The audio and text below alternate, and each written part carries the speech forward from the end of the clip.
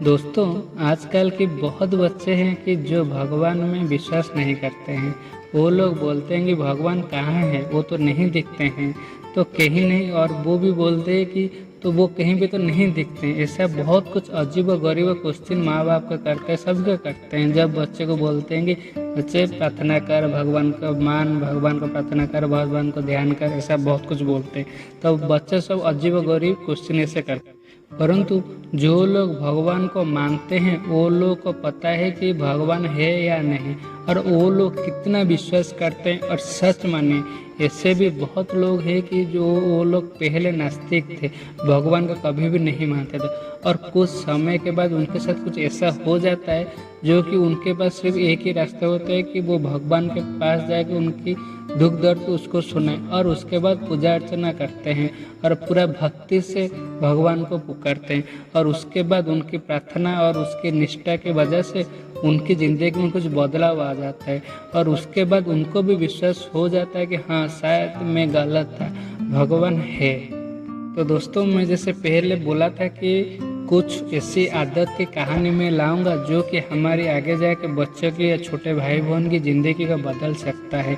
और क्योंकि आजकल के बच्चे जैसे होते हैं कि कुछ नहीं मानते हैं, कुछ नहीं सुनते, उनकी मर्जी में करते, और आगे जाके उनकी ज़िंदगी खराब हो जाता है। तो इसलिए मैं आज भगवान की कुछ छोटा सा कुछ कहानी लाता हूँ जो कि शायद उनकी ज़िंदगी के ऊपर कुछ असर डाले और उनकी ज़िंदगी को एक सही रास्ता दिखाए। तो बच्चों क्यों नहीं मान पाते हैं कि भगवान है?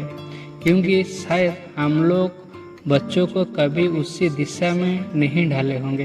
क्योंकि बच्चे जब आहिस्ते आहिस्ते बड़े होते हैं तब वो लोग खेल कूद में, मोबाइल में, वीडियो गेम में समय नष्ट कर देते हैं, और उसके बाद उनकी जो सब ज़रूरत होते हैं हम लोग पूरा करते हैं। तो वो लोग ज़्यादा भगवान के ऊपर विश्वास ही नहीं कर पाते, क्योंकि उनको जो चाहिए होता है उनको मिल जाता है, उनको ज़रूरत जो होगी तो सब कुछ मिल जाता है। इसलिए वो लोग इतना भाग दौड़, इतना टेंशन ही नहीं लेते हैं, वो उनकी मर्जी में उनकी ज़िंदगी काटते हैं। तो ऐसा क्यों करते हैं बच्चे? तो शायद बच्चे जब छोटे होंगे तब हम लोग उनको थोड़ा सा भगवान की प्रति लगाव करा देंगे, तो शायद वो जब बड़े होंगे और कुछ गलत करने से पहले वो लोग बहुत बार सोचेंगे। क्योंकि आपको भी पता है कि जब आप भी पूरी दिल से भगवान को पूजा अर्चना करते हैं, भक्ति करते हैं, तब जाके कभी कुछ गलत करने से पहले आपको भी बुरा लगता है कि मैं ये गलत कर रहा हूँ, और आपका भी वो काम करने के लिए मन ही नहीं करता और आप वो काम नहीं करते, भले ही आपको वो काम से करने से बहुत कुछ नुकसान होता होगा।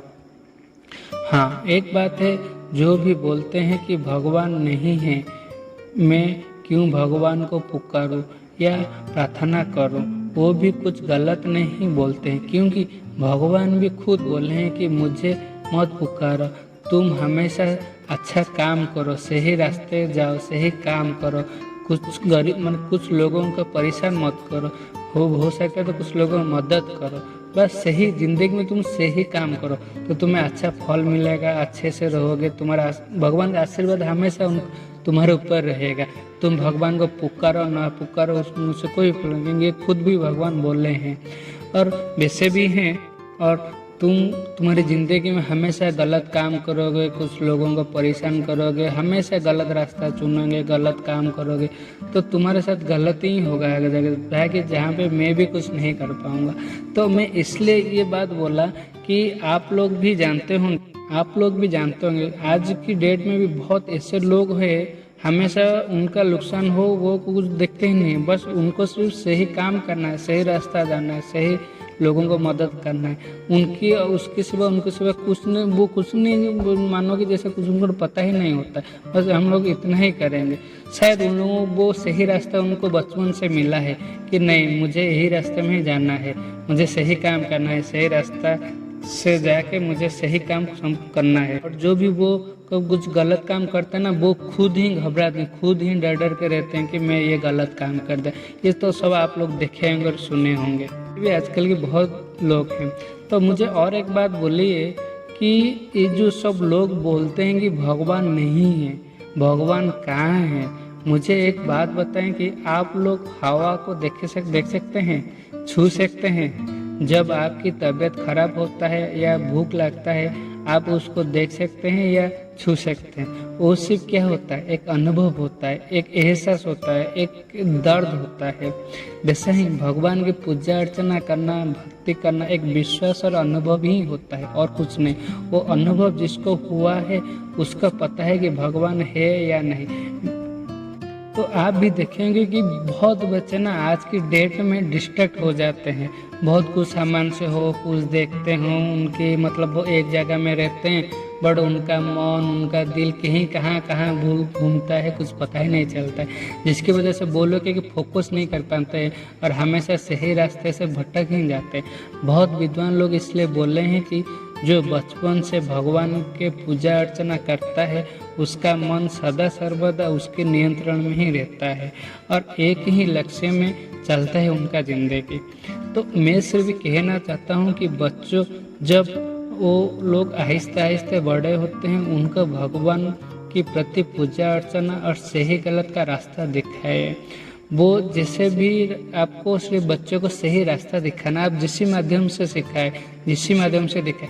नहीं तो मैं आपको रिक्वेस्ट करूँगा कि आपकी हमारे जो भी जानते हैं कि हमारे पुराणों में सबसे बड़ा ग्रंथ कौन सा है, जैसे कि गीता हो, महाभारत हो, ऐसे भी बहुत सारे पुराना ग्रंथों में भी हमारे हैं। तो उनसे भी आप लोग कि बच्चों को दिखा सकते हैं, उनको सिखा सकते हैं कि क्या सही है क्या गलत है। तब जाके शायद बच्चों आगे जाके कभी कुछ गलत काम करने से पहले वो सोचेंगे कि सही और गलत क्या है और ज़िंदगी सही तरह से काटेंगे। और दोस्तों, ऐसा कोई बच्चा नहीं है वो जब बड़ा होते होंगे वो घर में बैठा होंगे, वो शायद कुछ बिजनेस करेगा या कुछ जॉब ही करेगा। ऐसा नहीं कि वो लोग सिर्फ घर में बस बैठा रहेगा। तो जो बच्चा भगवान के ऊपर विश्वास और भरोसा रख के जब आगे बढ़ेगा और वो आदत जब उनके साथ रहेगा, तो वही आदत की वजह से बच्चों की कैरियर और ज़िंदगी में आगे बढ़ने के लिए साथ देगा। तो दोस्तों, मैं विश्वजीत हूँ।